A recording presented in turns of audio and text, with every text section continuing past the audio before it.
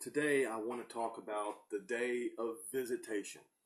Now, the day of visitation comes in two ways. Salvation for one group and judgment and condemnation upon another group. I will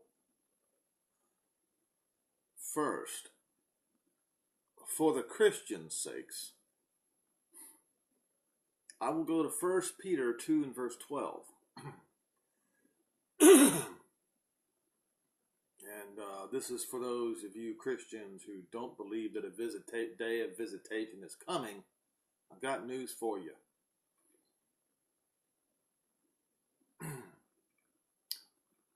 We'll go ahead and do this in King James translation first. Then I will go to another translation. To verse 12. I may start earlier. I'll start in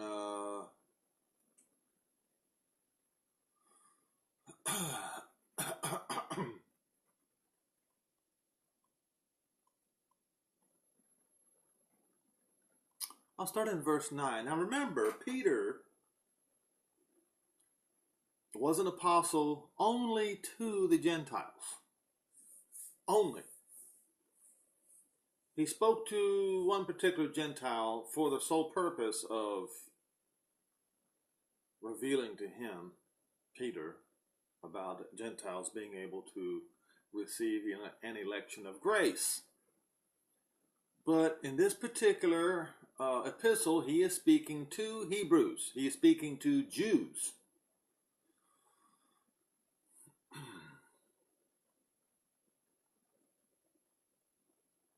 Let's see. I may just go start in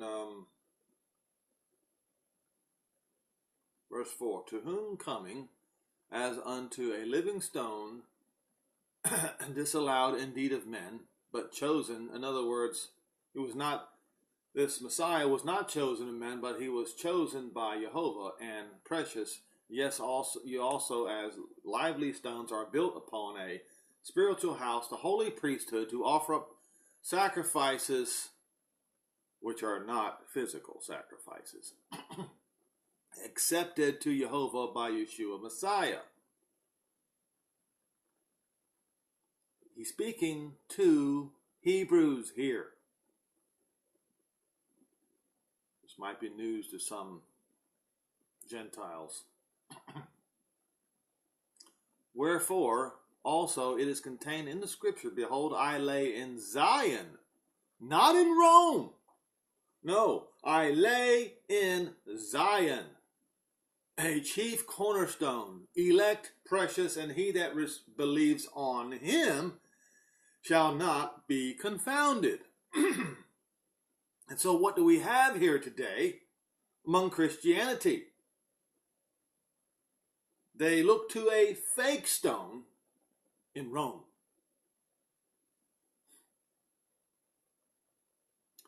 Verse 7, unto you therefore which believe he is precious, but unto them which be disobedient, the stone which the builders disallowed, the same is made the head of the corner. Verse 8, and a stone of stumbling, a rock of offense to them which stumble at the word, being disobedient, whereunto they were appointed. Now, Peter was speaking of that generation of Jewish leaders. But see, the point that I'm making here is it applies to whom it applies to.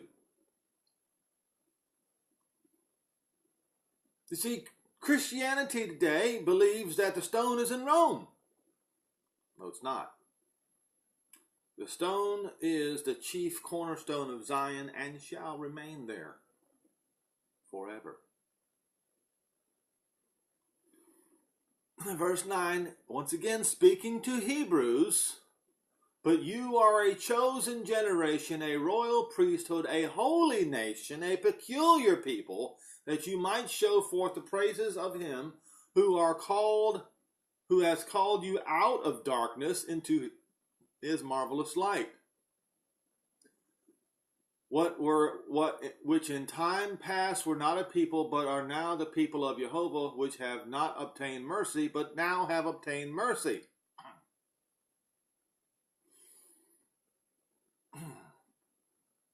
Dearly beloved, I beseech you as strangers and pilgrims, abstain from fleshly lusts, which war against the flesh, having your conversation and your activities honest among the Gentiles. Why?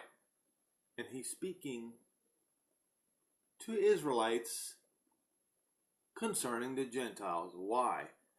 That whereas they speak against you as evildoers. That's right. To this day. That they may, by your good works, which they shall behold, glorify Jehovah in the day of visitation. So, the day of visitation is mentioned one time, although in other instances, it is mentioned not as a day of visitation, but as a day of destruction several times or the day of trial, tribulation, day of wrath, several times in the New Testament.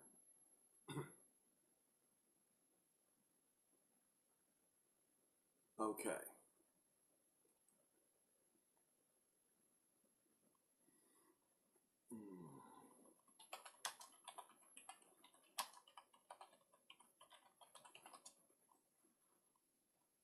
Let's see here.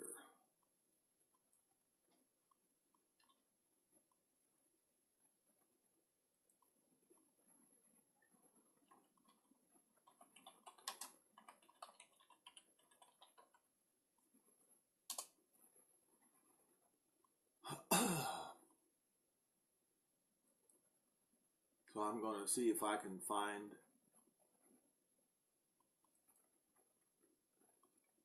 Jehovah's covenant with Abraham.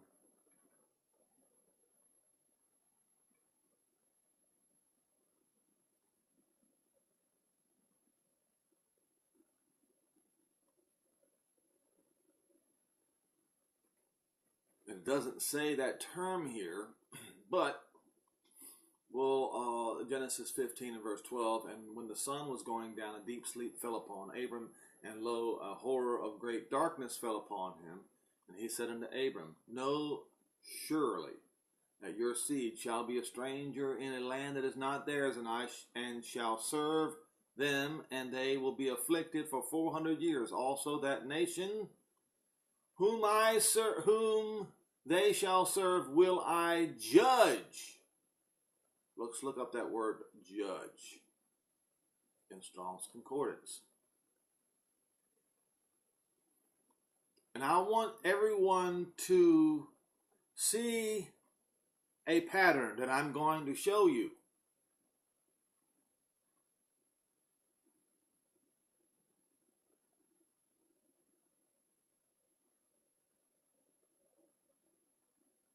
Judge. Dean. In Hebrew 1777.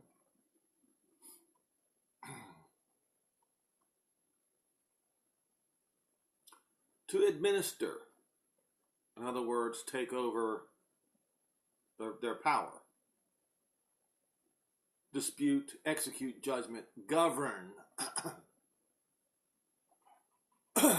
plead, quarreling, strive, vindicate, or vindicated. So, that nation he will judge, he's going to render judgment upon them. This is going to be their day of visitation, and I will show you why.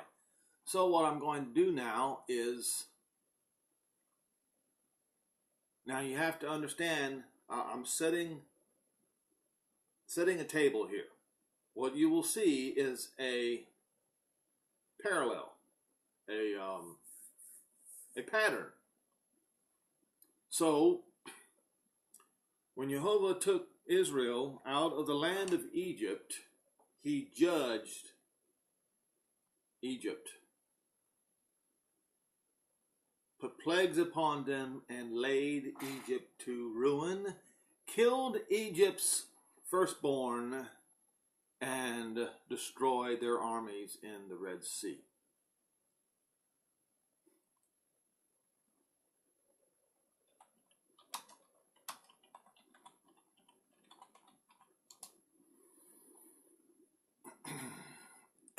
And so, in Isaiah 10, it talks about a day of visitation upon Jerusalem. Actually, that's talking about the judgment upon Assyria. I'm sorry.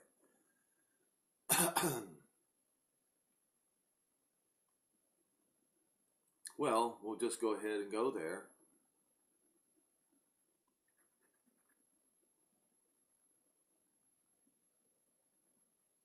Actually, hold on. Maybe. Okay, so it was actually a judgment upon the house of Israel, not Judah, but the house of Israel. And it started actually in Isaiah 9. So what we see here is, in verse 8 of Isaiah 9, Jehovah sent a word to Jacob and lit upon Israel. And all the people shall know, even Ephraim, the inhabitant of Samaria, that say in the pride and stoutness of the heart, the bricks are fallen down, but we will build with hewn stones. The sycamores are cut down, but we will change them into cedars. Therefore Jehovah has set up adversaries of resin against him and joined his enemies together.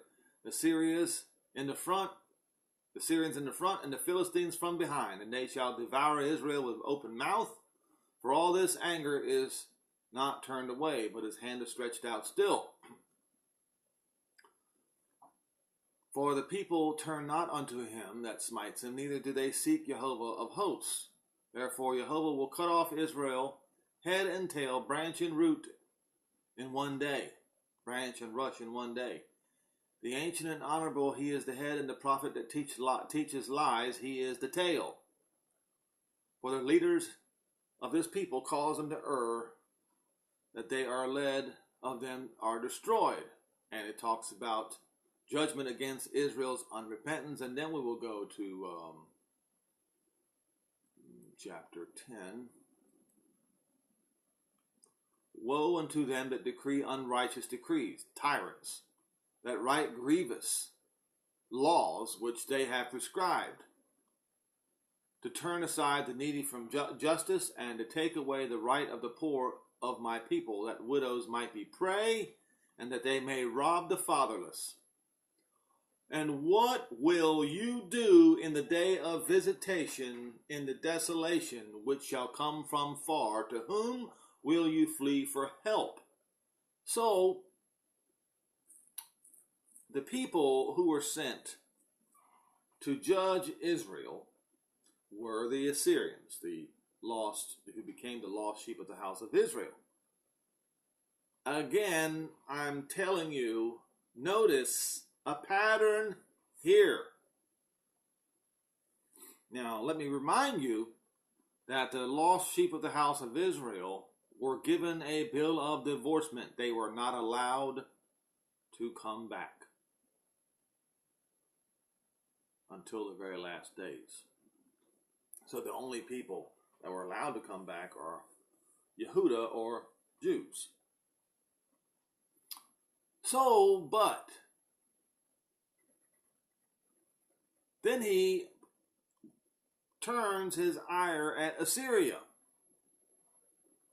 Once again, visitation upon the house of Israel, and then the ones who uprooted Israel. Verse 5, O Assyrian, the rod of my anger, and the staff in their hand is my indignation.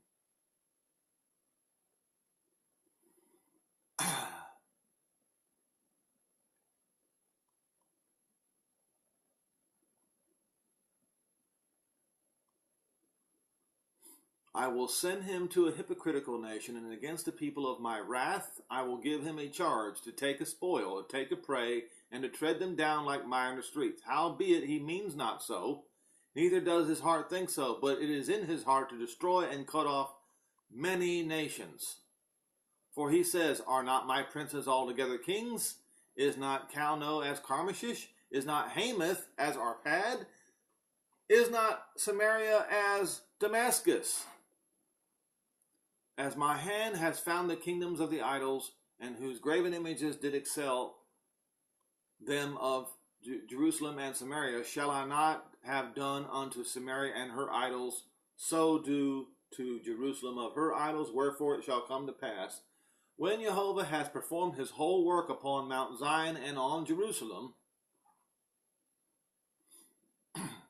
I will punish the fruit of the stout heart of the king of Assyria, and the glory of his high looks. For he says, By the strength of my hand have I done it, and by my wisdom, for I am prudent, and I have removed the bounds of the people, and have robbed their treasures, and have put down inhabitants like a valiant man. Now notice something here. He does say that after he sends the king of Assyria to destroy the lost sheep of the house of Israel and Jerusalem, but do you know what happened when the king of Assyria was sent to Jerusalem, Mount Zion? Hezekiah, king of Judah and Jerusalem, asked for Jehovah's intervention, and he got it. And Assyria never touched Jerusalem. But I don't want to get sidetracked here. Visitation. Visitation is typically a day of destruction for one and salvation for the other. However, the lost sheep of the house of Israel, because they were given a bill of divorcement, were not brought back. However, judgment was laid upon the destroyer because of their saying how great they are. Now,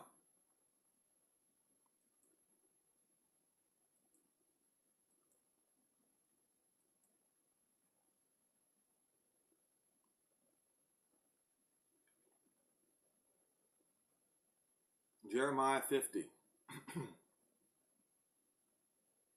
Actually, we'll go to Jeremiah 27, verse 22.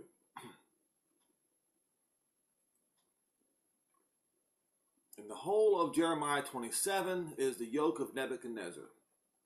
And Jehovah warns through the prophet Jeremiah that, of course, this is a day of Jerusalem's visitation. And so Jehovah says this: you're going to have to serve King Nebuchadnezzar now. You're going to have to do it willingly, voluntarily.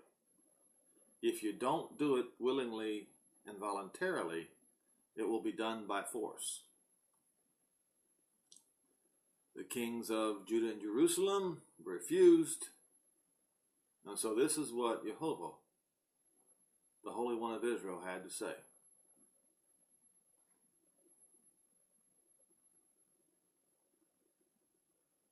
Verse 21, Yes, thus saith Jehovah of hosts, the Elohim of Israel, concerning the vessels that remain in the house of Jehovah, and in the house of the king of Judah and Jerusalem. They shall be carried to Babylon, and there they shall be until the time that I visit them, saith Jehovah.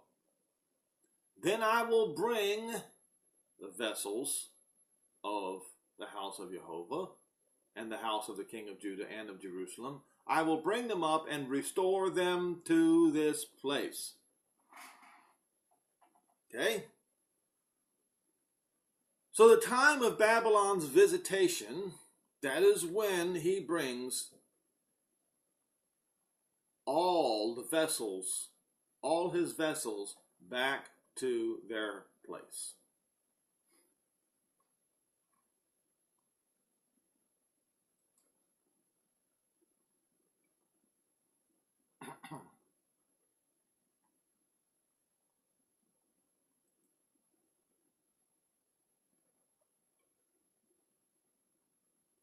Now,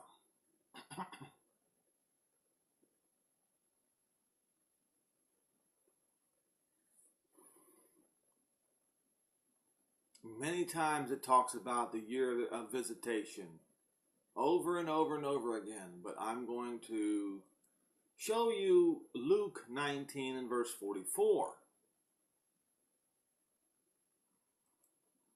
Once again, just like I did earlier. I think I did earlier. It's early in the morning, so you'll have to forgive me for having clouds in my brain. I don't think I did it earlier. I think I will go ahead. I think I did another different one. Let's start in verse 41. And he was come near, and he beheld the city and wept over it, saying, if you had known.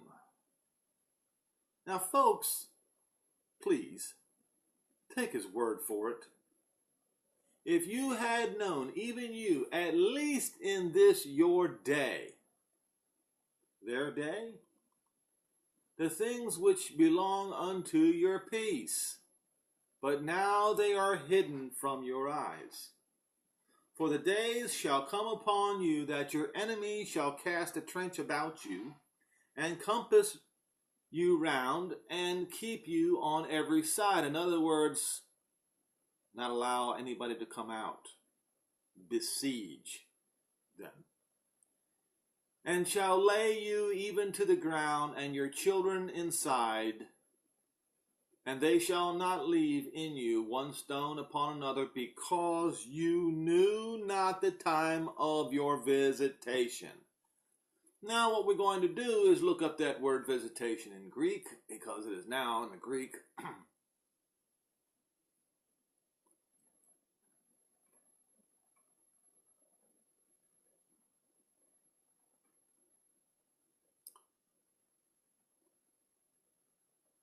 It's 1984.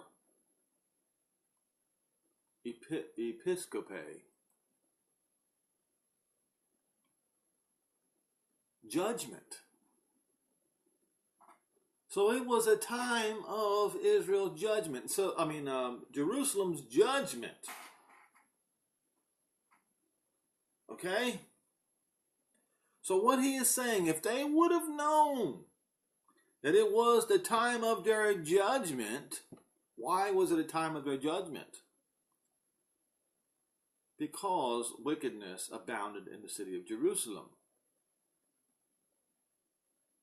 Just like it in the days of Sodom and Gomorrah, visited them too. It was the day of their judgment. Now, if they would have known it was the day of judgment for Jerusalem, and if they could have done what Hezekiah did, then the judgment would have been pushed away.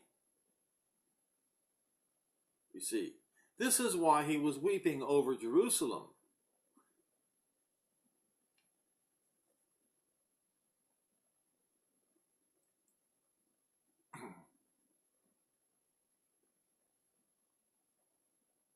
So, remember the pattern that I'm trying to show. The pattern of the destruction of Jerusalem, which happened at the hands of Babylon in the days of Jeremiah the prophet and Daniel the prophet. And then the visitation upon Babylon, who destroyed Jerusalem.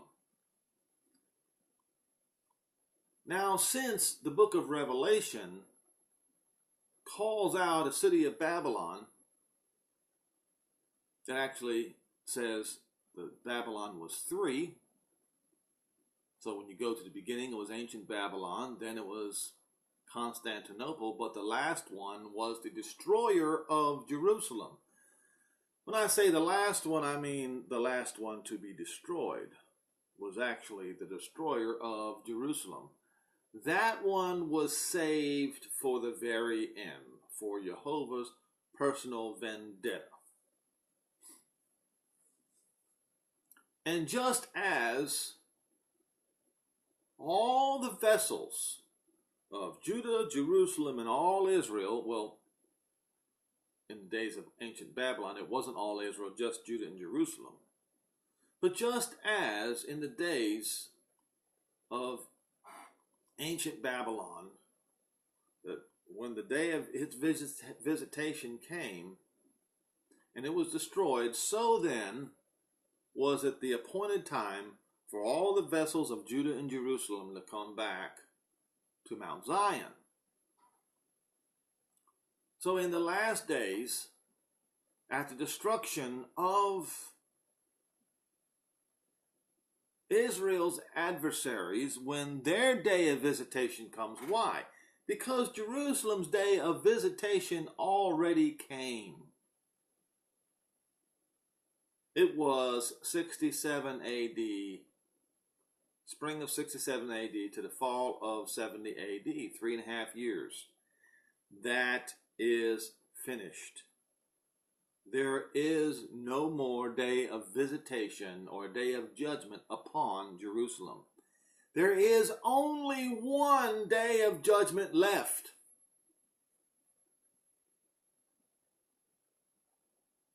The one who is parallel with ancient Babylon, the destroyer of Jerusalem. The beast that rises out of the Mediterranean Sea. If you look at the map of the Mediterranean Sea, you will see very clearly it is the boot that lies in the middle of the Mediterranean Sea. That is the one, Rome. And all her cities, all her followers shall receive Rome's fate. And this is why you will read in Revelation, I believe, 18.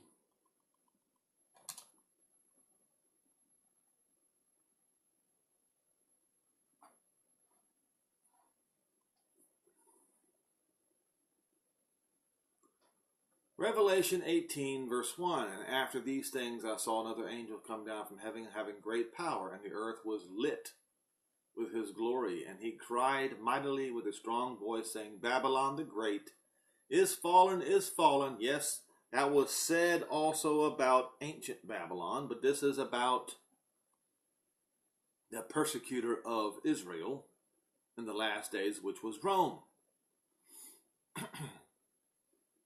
And has become the habitation of devils, yes, worshippers of the dragon, the man at the Vatican is. And the hold of every foul spirit, and the cage of every unclean and hateful bird. For all nations have drunk of the wine of her fornication, wine of the wrath of her fornication. And when it says nations, it is ethnos, it is 1484 in Greek, and it is a race or a nation as distinct from Israel. In other words, nations that are not Israelites. Bet your preacher never told you that. Have drunk of the wine of the wrath of her fornication. And the kings of the earth have committed fornication with her, and the merchants of the earth are waxed rich through the abundance of her delicacies. And I heard another voice from heaven saying, Come out of her, my people. Notice the parallel, folks? Bringing his people back. The destruction of Israel's enemies means Israel rises up. They are brought back to Zion. that they be not partakers of her sins, and that they receive not of her plagues. So he doesn't want the Israelites at that time to receive her plagues. So he says they have to get out. Now your preacher says, oh no, you don't have to move. You can stay right there. That's what your preacher says. Your lying, thieving preacher tells you that you don't have to move.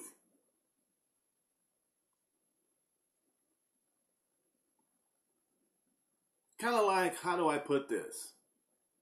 Well, I won't tell that joke. It's not nice. But basically what they're saying is that you don't have to move. You don't have to obey this word. All you have to do is wait to be raptured. This is what they're telling you. What they're telling you is to be disobedient. Come out of her. Come out of her, my people, requires action. Requires moving your feet.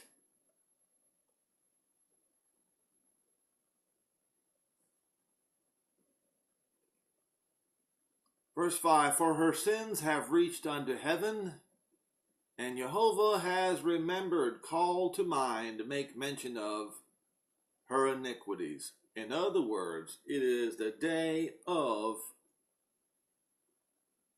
the final Babylon's visitation. Reward her even as she rewarded you. How did Rome reward Jerusalem? By penning her children inside, causing them to starve to death and eat each other. So shall be done, actually, and so it was done to Constantinople. But it will be done to Rome just like it was done to Constantinople. And double unto her according to her works. Now the question that I have to ask myself, and I'm not going to sit here and say I know the answer to, was rewarding Rome double this way. One time for Constantinople, which was called Rome by Constantine. And then the second time to Rome itself. I haven't thought about that until just now. It's something to think about. Reward. He has remembered her iniquities. Reward even as she rewarded you. Double unto her double. Double, double, according to her works. In the cup which she has filled, with the cup that she has filled upon Jerusalem, to fill to her double. How much she has glorified herself and lived deliciously, so much torment and sorrow give her, for she says in her heart, I sit as a queen and am no more a widow, and shall see no more sorrow. Therefore her plagues come in one day, death, mourning, and famine. Yes, everything that was done to Jerusalem in 70 AD. It all came upon Constantinople, and it will come upon Rome. I'm starting to wonder if that double is exactly, if that's not what it means. But Rome was the one who destroyed Jerusalem, so Rome gets the punishment. And she shall be utterly burned with fire, for strong is Jehovah Elohim who judges. Oh, look, the day of Rome's visitation. Who judges her? Krino, 2919 in Greek, to judge, to decide, whether in a law court or privately. It is the same as the time of her visitation.